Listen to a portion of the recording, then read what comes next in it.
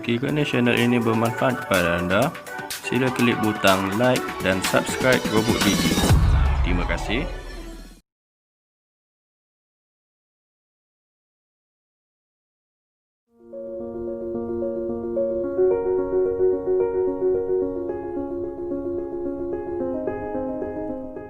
Clinical laboratory plays an important role in maximizing the effectiveness and efficiency of care delivery in today's complex healthcare system.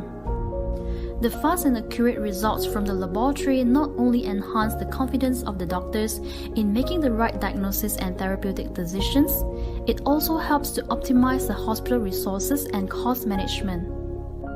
This has led to the increasing needs for lab automation solution, which is now a fast-growing innovation that has helped many laboratories in coping with the changing healthcare landscape. Hospital Sultanah Aminah was established in 1882 and it is the largest hospital in Johor, which serves as the main referral and tertiary health center for the state. As part of service excellence commitment, HSA consistently focuses on improving operational efficiency and delivering high-quality service to the patients. In 2015, Biochem Lab has initiated the first laboratory automation project, and the tender was won by Roche Diagnostics Malaysia. The partnership with Roche is continued in last year with Total Laboratory Automation Solution, which included the pre-analytics, analytics, post-analytics and IT solution. As an initiative in improving the laboratory services and addressing the increasing needs in diagnostic tests, the Jabatan Pathology of Sultanah Aminah Hospital has decided to collaborate with Roche in 2018 to embark on the Total Laboratory Automation project. The transition to TLA was strategically planned and implemented as a result of close collaboration between Roche and the lab.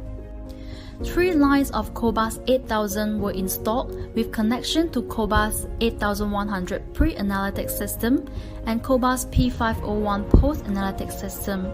They were all done in phases as a measure to minimize the interruption of laboratory operation. Roche is determined to go the extra mile in ensuring the uninterrupted laboratory operation and the quality of project deliverables. After the implementation, the lab is impressed and satisfied with the efficiency of the laboratory workflow that was designed and customized according to their needs. Both Sultanah Aminah Hospital and Roche believe that the implementation of total lab automation is a revolution of the laboratory service in driving towards optimized productivity and efficiency.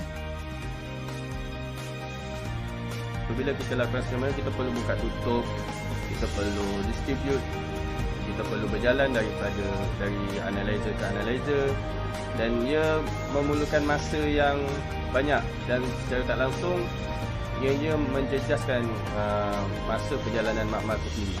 Jadi dari segi adanya TLA ini, masa untuk membuka tutup berjalan dari analyzer ke analyzer, repeat ke repeat sampel ataupun sebagainya, masa itu dapat dipendekkan.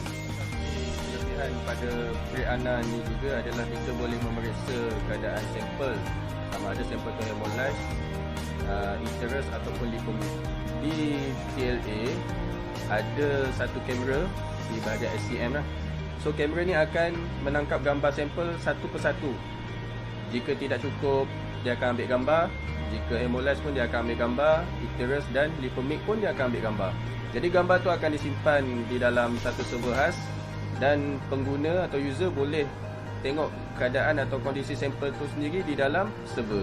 Reagent pun sekarang sudah full system di mana kita tak perlu untuk mix, serbuk, tak perlu kita buat semua tu. Reagent kita boleh masukkan apabila mesin dalam keadaan operation.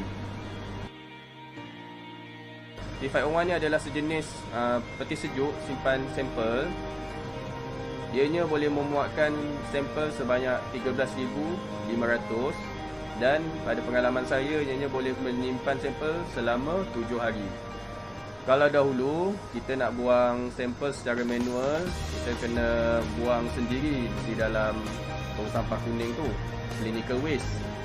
Jadi sekarang ini tidak perlu. Apabila kita guna P501, kita kita tidak perlu membuangnya secara manual. Ianya telah ditetapkan pada mesin itu sendiri.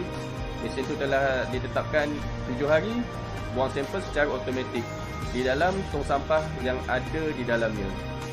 Untuk keselamatan sampel tidak hilang. Kenapa? Sebab kita simpan di dalam peti ais yang berkunci.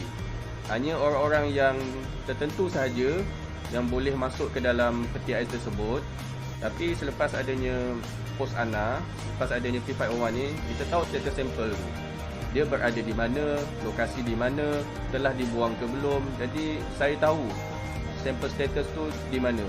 Dan untuk mencarinya begitu mudah, hanya pergi ke central unit pada P501 ataupun pada komputer yang ada di dalam makmal lah.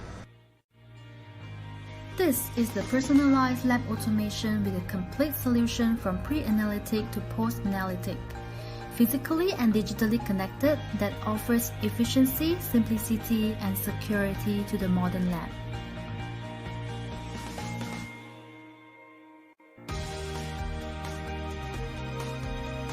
We explore ideas and pursue new approaches to make true advances for the patient.